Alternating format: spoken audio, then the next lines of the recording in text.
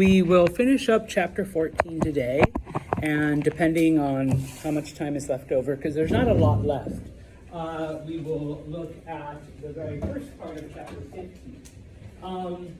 So last time we were talking about various aspects of the Enlightenment, and or some people call it the Age of Reason, some of the effects it had on religion, on science, on government, and whatnot. Okay, and we finished off the day talking about the fact that despite all this, okay, in the areas that Europeans colonized, remember, in addition to bringing in, like, sugar plantations and weapons and all this other stuff, they also brought religion, they brought Christianity. And so in this case, a lot of natives were converted to Christianity, mainly by Jesuits, and mainly by those Jesuits taking whatever local deities were worshipped, and then basically, associating them with the closest, in this case, Catholic saint. All right, or whatever, person or persons had the closest, powers or aspects. And so in many cases, the native tribes saw Christianity as an addition to their religion and not so much as a replacement. Okay, now, when it comes to the actual colonizing of the Americas, okay, remember that the conquistadors, the conquerors, the ones that came either from Spain or from Portugal, and then later on from England and France and some of the other countries, it was predominantly men, all right, especially in the Spanish and Portuguese and French colonies. Okay, so what ends up happening is that we get a mixing of Europeans with natives. Okay, I did put up there, okay, that yes, the exception was in the English colonies. For whatever reason, people who came from England came as families, or at least brought someone with them. In some places like Virginia and the Carolinas, there was something known as indentured servitude. But along with that, a lot of single men would pay for English women for their passage to the Americas in exchange for marriage, okay, type of thing. So, it was a way for a new start. It was a way, to start a new life in a different place. So with the English, it wasn't as much, okay? And of course, there were some places in South America and Central America that were so remote, they were so isolated, that there was no mixing because there were no Europeans. It was just the native people, or the Europeans that did show up were Jesuit missionaries, and, no sex. All right, so, they did teach the native people, but didn't actually intermarry with them. All right, now, a couple of things. The Portuguese were the first to allow actual intermarriage, okay? Because initially, and I apologize if I offend anyone, yes, the Spanish, the Portuguese, the French, and even to some extent the English, they would rape the native women, okay? Many times leaving them pregnant with children, okay? And yes, once it was legalized, okay, amongst the Portuguese first, later in other colonies, then yeah, it was like consensual, people would get together, they would get married and stuff. The French, if you recall, because many of the French who came were trappers, and they were out there, like literally in the forests, hunting and trading for fur. I'm sure some of you ladies wouldn't mind living in the wilderness, but not the ideal place for, a woman of the 16 and 1700s. Okay? Now, And so what ends up happening, okay, is yes, these sexual relations, whether it was forcible, okay, or whether it was consensual, many times resulted in, what today we would call mixed race children, okay? In the Spanish colonies, they were known as mestizos, okay? Children who had typically a European father and a native mother, okay? Sometimes the combination was a little different, but that was the typical.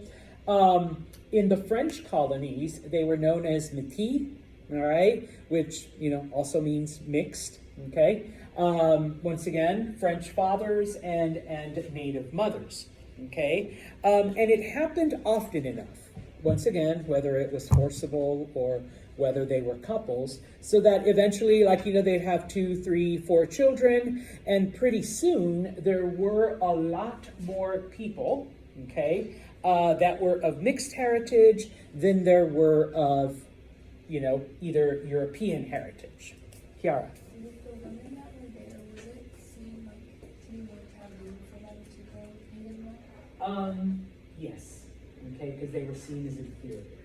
All right, and I'll give you an example, especially, this was my area, this is my specialty, post-colonial Latin America, that's what my history degree is in. So, I had to memorize most of the shit, and I'll share some of it with you.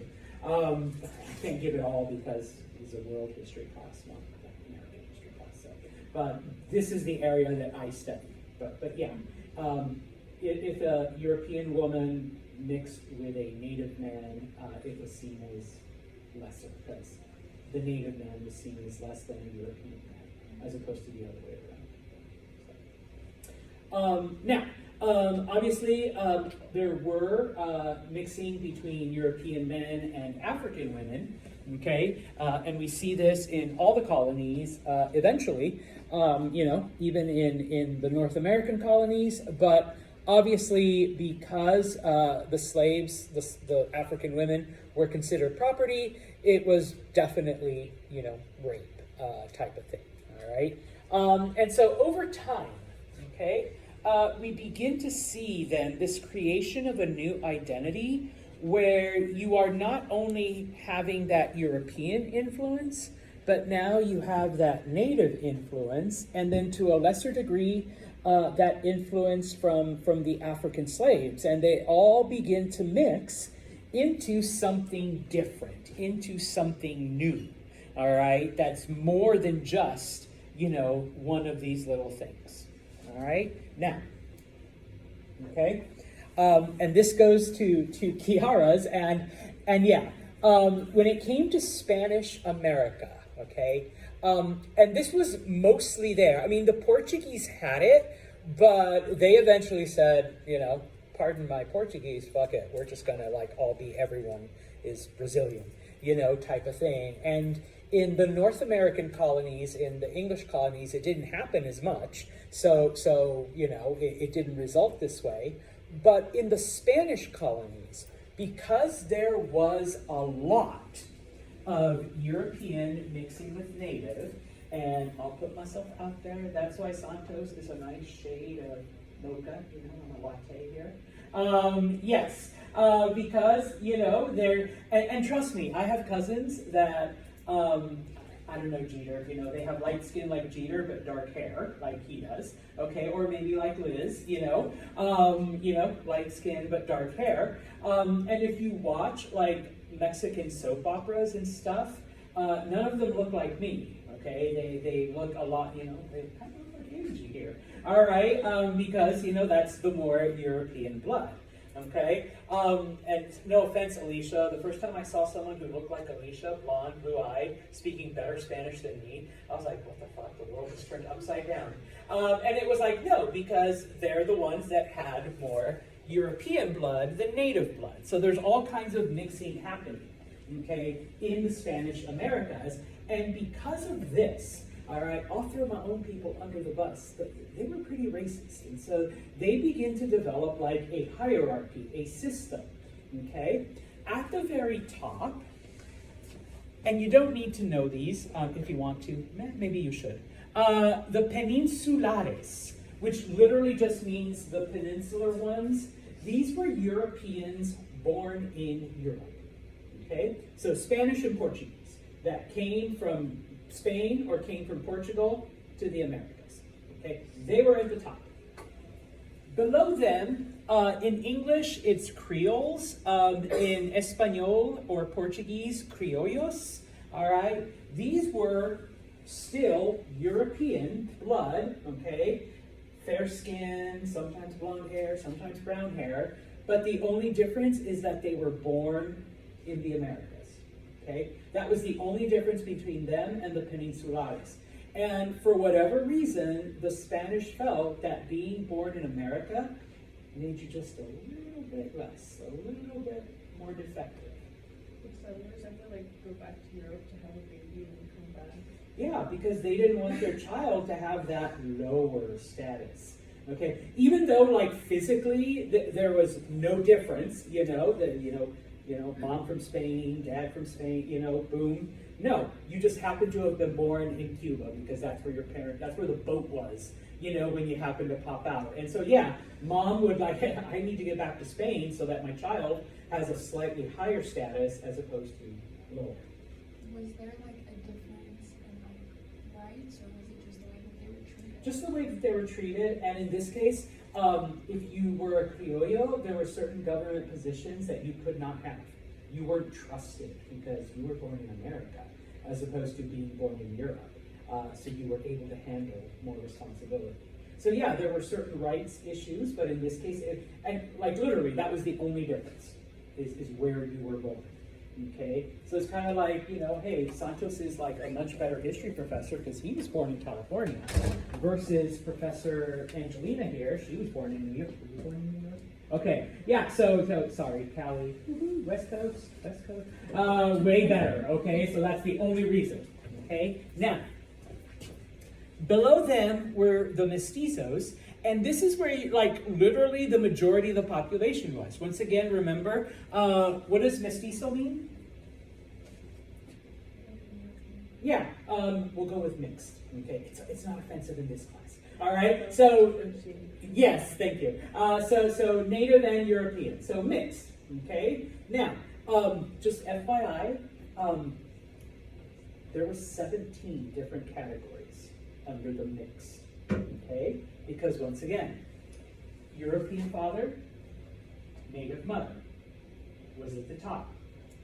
Native father, European mother was one step down, okay? Now their kids are, half and half, okay? So if you have two half and half, that was another level.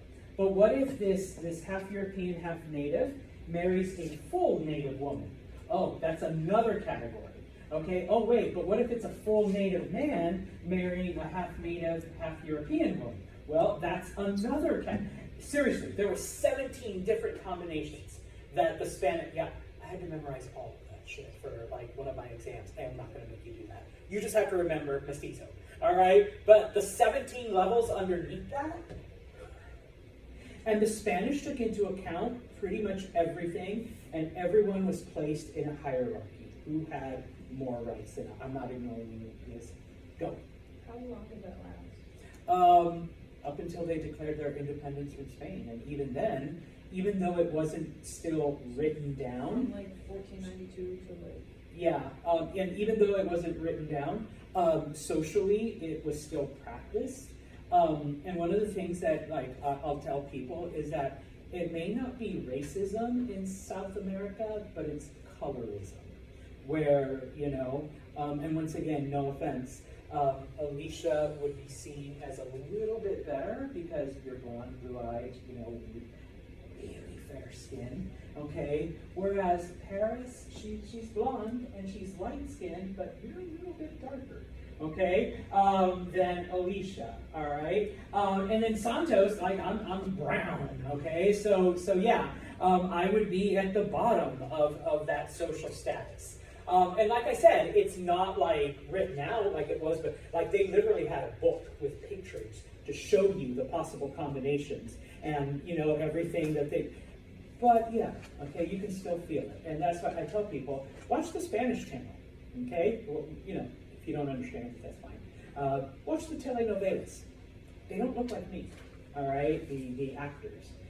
And the ones that do usually play like the servant or like the village idiot, you know, type of thing. But you know, Angelina would be the one slapping Liz, you know, I care. You know, and it's just like, if you've ever watched them, you know what I'm doing. All right, so yeah, all right, that's just the way it was, and to a certain degree still is. Okay, every now and then, like I'm on, you know, Instagram and TikTok, and I do some stuff, and sometimes I'll share like things with friends, and they're like, "That is not Mexican." I'm like, "Yeah, like, oh, you know, there's this girl with like, you know, brown hair and blue eyes." I'm like, "She's Mexican. She's from Mexico City. She's just one of, you know, the descendants of these people, as opposed to the descendants of you know, these people." All right, type of thing. So, anyways, okay. Next on the strata was, and I know in English this is kind of an offensive term, but in Espanol, okay, mulatto, which is European mixed with African. All right, and it had the same thing where, okay, is it a European father and an African mother, an African father and a European mother? Okay, so half European, half African, marries half European, half African. That's another status. And, you know, half African, half European, marries a full African. So that's another status, okay? Oh, and then below that, not this here yet, below that was, well, what if an African marries a native? Oh, that's like, now, even though there was 21 of those combinations, okay? Alicia's like, holy fuck, I'm never taking that class, Atos. All right, yes, okay, so there was all kinds of different things. At the very bottom, okay, if you were 100% native, okay, you weren't bottom, but that was boom. And then, of course, 100% African, which typically meant you were a slave, all right? So you literally had, like, no rights, okay? And so, yeah, you get this combination, you get this stuff. Now, the Portuguese gave up on it, like in Brazil, and so you look at Brazil, and, like, you have everything from you know, Pele, who was, you know, looks African, to Giselle, you know, one of Leo DiCaprio's exes, who's tall, blonde, blue-eyed, and it's like, wait, you're both Brazilian? Yeah, okay, because, you know, all of this, okay, that you had going on over the last, where's my math, 400 years, type of thing, so, okay. Now, looking then at the ideas of the Enlightenment, okay, they also affect the Spanish colonies, but not to the degree that they do in Europe and in the North American colonies, okay? Because once again, it happened in Europe. So the Peninsulares, the white Europeans that came, they brought these ideas, okay, and they discussed them amongst themselves. And I suppose, okay, we will let the European that was born in Mexico City or the European that was born in Venezuela, we'll let them, okay, read some of these things. But do you think they're going to share it with like the mixed classes or the native classes or the... No, they're not. Okay, we need to keep it out of their hands. All right, so yeah, there weren't a lot of printing presses. There wasn't a lot of dissemination of those ideas. And so it remained basically with the upper classes. Now, one of the areas that we do see, and this is once again because of you know, the landscape that you have in Central America and South America, both in England and in Spain, the Royal Botanical organizations that existed there, they would send all kinds of scientists and expeditions into the jungles to, once again, classify all of the flora and the fauna that was there, because it was completely different from anything they had seen in Europe or in Asia, okay? And of course, you know, no cell phone cameras, no cameras of any kind. So you send artists, all right, to draw, to illustrate, to be like, yeah, there's this crazy looking ass plant. Look, here it is. It eats people, so we stay away from it. And all kinds of, I'm thinking of a famous flytrap, but it's just flies, they don't eat people. But stuff like that,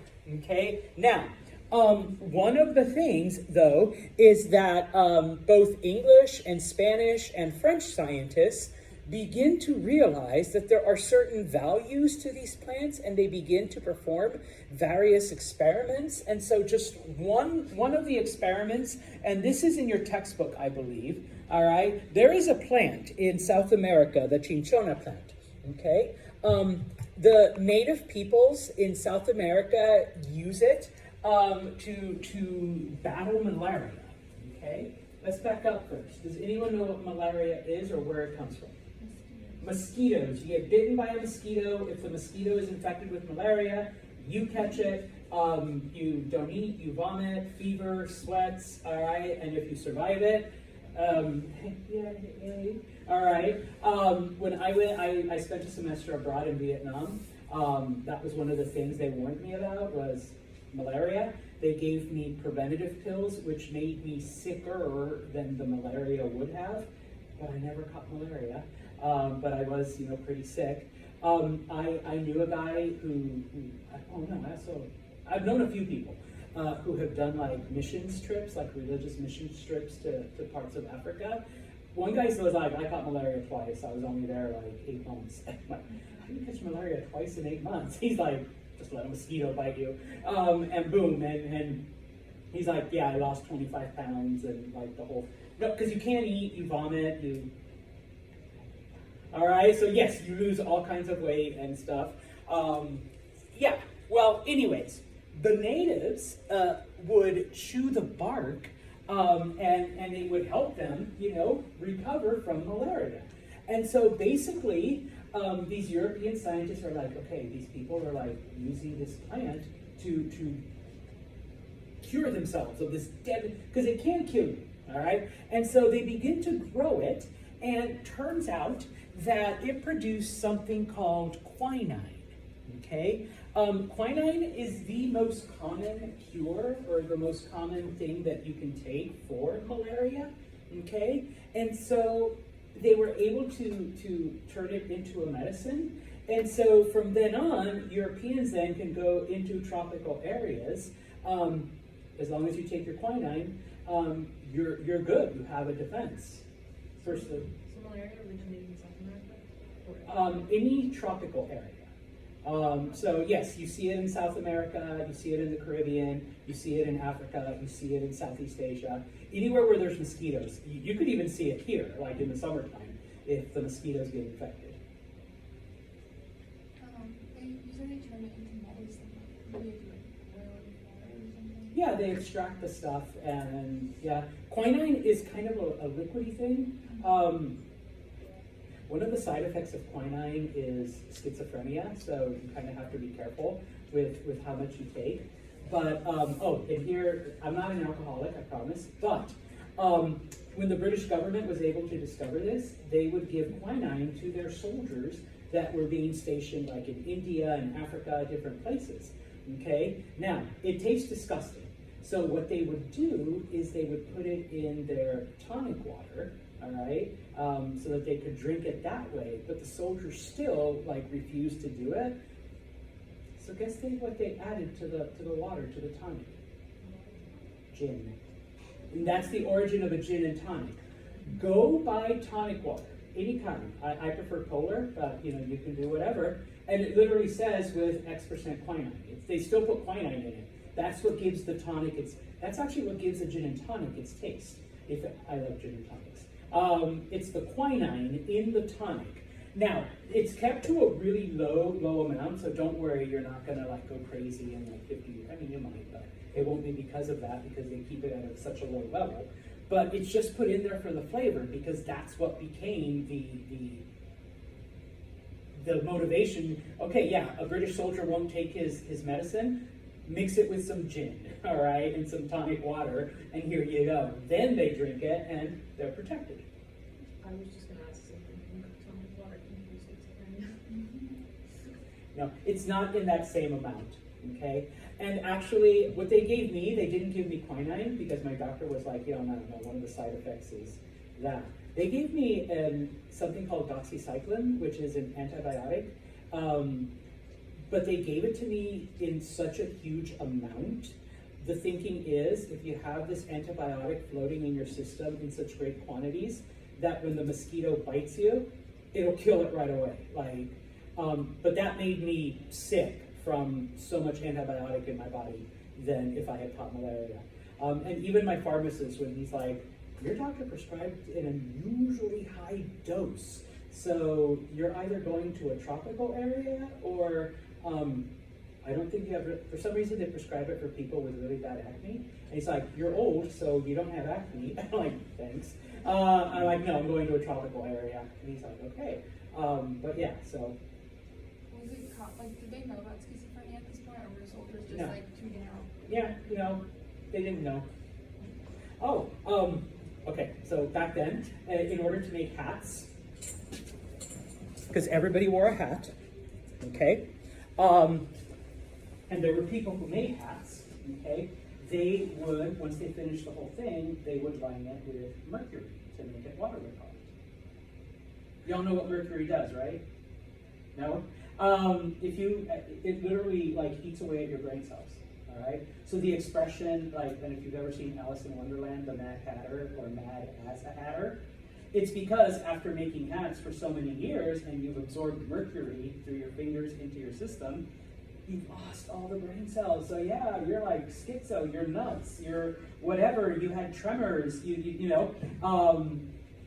know, they just thought, wow, anyone who goes into hat making goes crazy. So Angelina, please don't become a hat maker because you're just going to be a crazy old lady. They didn't realize it was the fact that mercury, here we go, put a little more because it's raining hard today, so keep the water away. And it's just they're absorbing that mercury for 50 years. So yes, of course you're going to lose, you're going to have one brain cell left after that. But yeah, people were like, why the fuck is this guy going crazy? Nobody knew. They didn't know actually until the 1940s that it was the quinine that was making people, go crazy. So anyways, okay. They do discover those things, okay? Now, let's look at the North American colonies, British America, because it is different, all right? Like I said, okay, women came over typically with the English settlers. The English settlers came as families, or the men who came over first would go, send back for, I guess this was the first thing of mail order brides, or I don't know, the women in Russia or Philippines or whatever, hey Patrick, you're cute. So yes, you marry women from another country, but in this case, and when they came, and most of you got this right on the last test, yes, they came for gold. When they didn't find it, they learned how to farm. Okay, so people actually came to the Americas and they tried to replicate that farming lifestyle, that, I have a big house and I have hundreds of acres, just like they do in England, okay? Now, and if you were, poor, if you were lower class, you could come to America and kind of build yourself up. So, whereas in England, your family might have been, lower class, in America, you could lift yourself up and have one of those big houses and lots of land.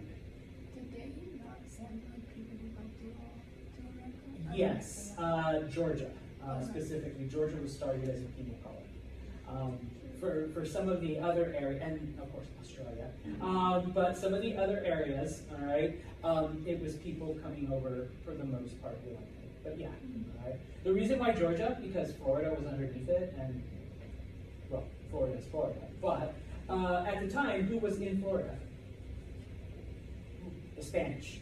Okay, so it was basically if the Spanish tried to invade us, guess who they're going to kill first? Yeah, all the prisoners that we sent to prison in Georgia. No, literally, that was the reason. Huh? That was on purpose? Yeah. I think that's crazy. And I know, right? And then, yes, eventually they sent them to Australia because it's what are you going to do? Like, you know, if you try to escape, yeah, you get eaten by, I don't know, a platypus, or you get kicked in the head by a kangaroo. So yeah, you'll never make it back to England. But I was going to say with this, England especially, but other parts of Europe, still operated under the rules of something called primogeniture, where it's the oldest son that inherits everything. Okay? Guys, sorry ladies, I do have to exclude you. How many of you are the oldest son? Okay, so, did you raise your hand? Oldest son? Boom, boom, boom. 3 of you. Okay? You would get everything when your dad died. You're like, sweet. Okay, what if you had younger brothers? If you were nice, you might let them have part of it, but usually they ended up with nothing. And so coming to America and establishing themselves, you know, that's what a lot of them ended up doing during this time. Okay? Because Patrick is a jerk, and he tells his 2 younger brothers, screw you, this is all mine now. All right, get off my land. All right, get out of my house now that Dad's dead. All right, and so yeah, Patrick's younger brothers then would hop on the first boat they could, come to America, and establish themselves, establish their fort. They're like, screw you, Pat. I'm going to get a bigger house than you. I'm going to get more horses and more fields and more land, and you just watch. And maybe they did. They have this huge estate in New York, while his estate in England was, you know, whatever. All right, so. Is it more common for them to travel, like, out of spite or, like, impact the pace with one of his brothers to gain more knowledge and stuff for, like. Typically, it was for the North American colonies, it was more out of, like, I don't want to say spite, but just the fact that they had nothing. And Big Brother was just like, this is mine. That's the rules. Now, of course, don't smile, Patrick, because you now are responsible for your sisters, making sure they get married to good men. And of course, if mom's still alive, then you have to take care of mom. All right. But he's like, that's okay. I get the house. I get the fields. And then when Patrick has sons, the process repeats itself all over again. All right. And so, yeah. Okay. Now, when it came to women, okay, in the English colonies, ladies, you had a little bit more power and a little bit more, control because, and it's a fact, men die before women, okay? We're just idiots, we're stupid, all right? Also, like, diseases. But in this case, you know, it was the men that were either getting, like, you know, mauled by tigers and bears, or, you know, getting shot by the natives because you were out, like, on expeditions or whatever. So we have a young widow, okay? She has inherited everything that's her husband's, but as a woman, she really can't control it the way she's supposed to because of laws and other things. So, young men, you know, let's say the younger brother of Jeter, who has nothing because Jeter kicked him out of the mansion, meets a young widow. Okay, she's a little older, you know, but she has land, she has horses, she has slaves. Like, how you doing? You know, and that's how it goes. George Washington married Martha. She was 5 years older than him. She was a widow. She had a lot of land. A lot of land. Okay, even he did it. Okay, they never had children together. She had kids from her first marriage. Her husband died, and here along comes 20-year-old George. You know, like, hey, you need a husband? Here I am. I'll manage your farm. You know, and so he kind of walked into wealth. And so yeah, these widows had their choices when it came to a second marriage. And granted, you know, the men now take over everything that they had inherited from their first husband, but they did have that choice. They did have that control, okay? Now, when it came to the Enlightenment, yes, all of those ideas that were going around Europe, they ended up in North America, okay? In fact, I already mentioned that the ideas from the Declaration of Independence, yes, Thomas Jefferson literally copied it from John Locke. All right. And once again, when you copy something, change 1 or 2 things so you don't get caught and you can say it's an original. So instead of life, liberty, and property, what does Thomas Jefferson tell us? Pursuit of happiness. Okay, there's actually, and I'm only half kidding. It has to do with their attitudes at the time, and I'll explain it in the next chapter why they changed it to Pursuit of Happiness. Okay, the chapter finishes off with the expeditions and the discovery of Oceania. Okay, which is basically Australia, New Zealand, and some of the other islands. Okay, now, Australia was completely different from everything that the English had ever, any Europeans had ever seen. Okay, and if you've ever been to Australia, even today, when it comes to the animals, the landmass, the climate, the everything. Okay, obviously it was like a completely different world. It was separated by thousands of miles of ocean. The climate was outside of the coast. The climate is harsh. The animals were, people say that everything in Australia tries to kill you, which is true. Okay, the animals, the snakes, the spiders, okay, all of this stuff. Now, a man named James Cook is the one who first lands in Australia. He is an explorer, but he's also a scientist, and he has several scientists on his ships. And the thing is that he actually runs into Australia because he was trying to track the orbit of Venus across the sky. Like he was following, the planet as it rose and set, and so he's like following where it goes throughout the sky. I guess that's one way to kind of like, hey, I'm just going to follow that and see where I end up. Okay? Now, in this case, he calls it the southern continent. The word Australia comes from the Latin australis, which literally means southern land. Okay? And so in this case, he claims it for Britain. And like I said, he wasn't just an explorer, he was also a scientist. He had all kinds of devices, all kinds of people, all kinds of artists, all kinds of tests. And when he comes back to England, his ships literally have all kinds of plant specimens, animal specimens, drawings, charts, graphs of everything they have encountered on this journey. All right. Just as a little aside, James Cook dies on February 14th. He's killed in Hawaii. When he tries to come ashore, the native Hawaiians see him. They're like, we don't trust white people, and they shoot him with an arrow. So if you don't have a significant other on Valentine's Day, you don't have to celebrate love. You can celebrate the anniversary of James Cook getting slaughtered by Hawaiians. That's what I do. Okay? And so this shows then the routes of his various expeditions.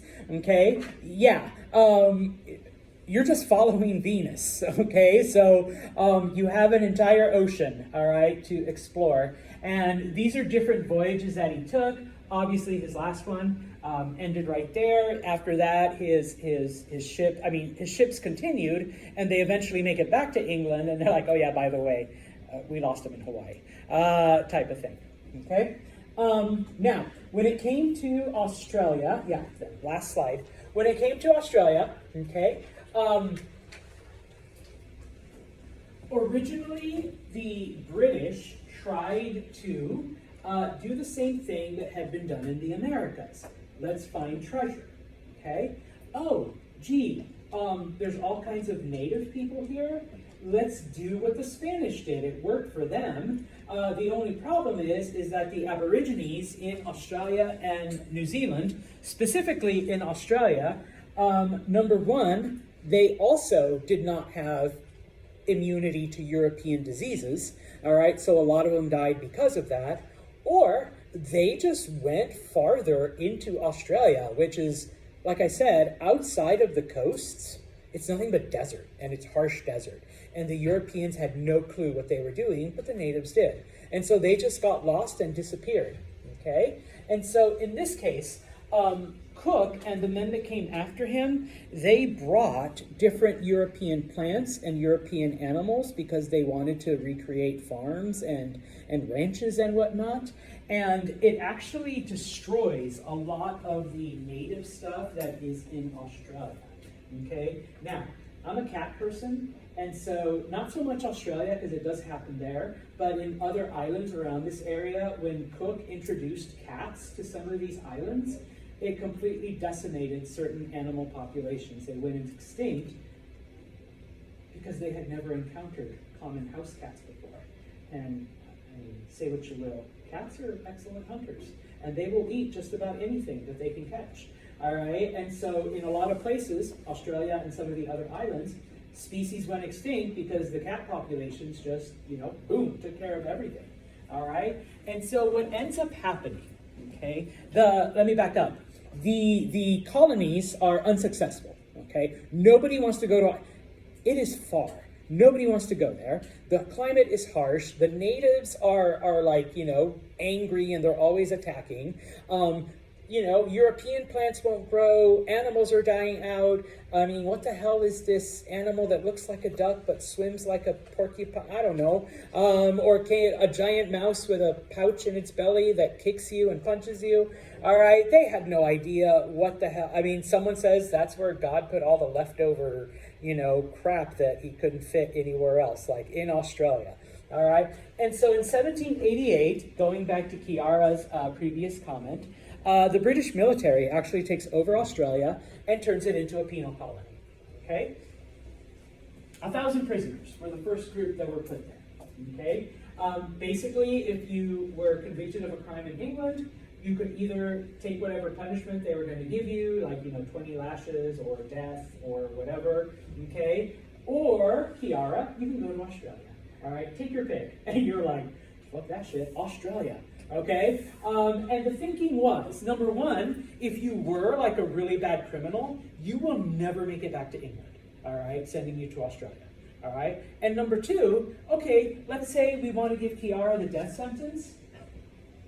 Just put her in Australia. It's going to happen at some point. Like, if she doesn't get eaten by a crocodile, she'll get trampled by a kangaroo, or she'll get bitten by one of those giant anaconda things, and, it's going to happen.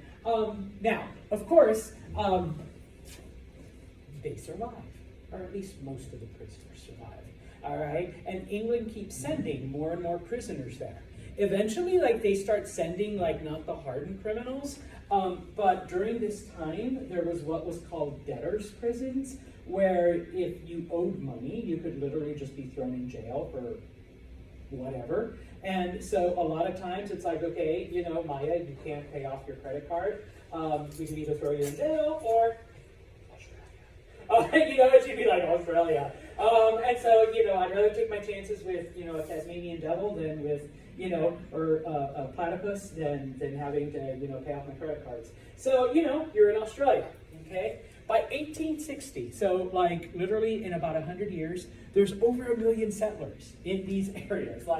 Not only did they survive, but they actually got stronger from that. And when I was in Vietnam 10 years ago, the whole sickening story.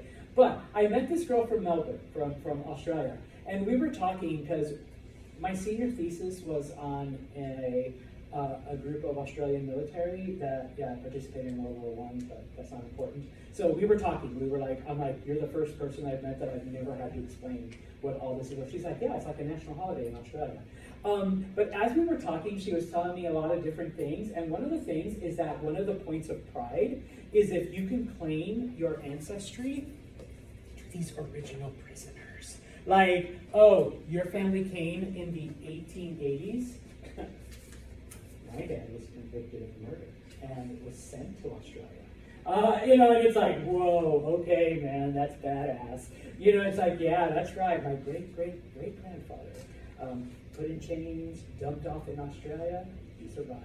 And it's just like, all right. She says, yeah, for a lot of those people, it's like a point of pride that they're descended from the original prisoners that were sent there, and not the credit card debtors, sorry, Maya, who later came, and, there were already people there. And then, of course, eventually, just your average person started coming, because it's like, yeah, Australia's huge, there's lots of land, you hate people, yeah, you can just, go into the wilderness and set up your own ranch, and boom, you're good to go, all right?